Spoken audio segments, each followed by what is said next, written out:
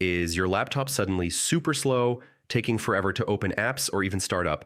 Yeah, that's actually a really common problem. And the good news is you usually don't need a new laptop. In this guide, I'll walk you through simple step-by-step fixes that can noticeably speed things up in just a few minutes. Let's fix it. First, and yeah, I know it sounds basic, restart your laptop properly, not sleep mode, not closing the lid. A full restart clears temporary memory and stops background processes that slow everything down. Next, let's stop apps from launching when your laptop turns on.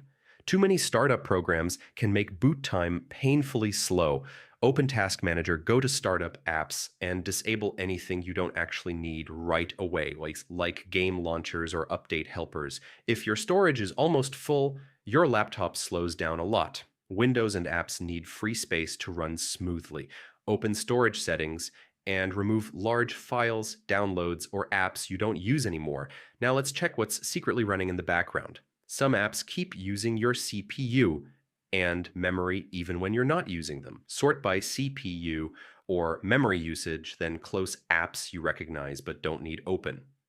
Outdated software can also cause lag. Updates often include performance improvements and bug fixes. Go to System Updates and install anything pending, especially graphics and system updates. Sometimes slow performance comes from malware or unwanted programs running silently. Run a quick security scan using your built-in antivirus or any trusted security software. And here's a quick hidden trick: reduce visual effects. Fancy animations look nice, but they use system resources. Choose Adjust for best performance, then apply the changes. And that's it.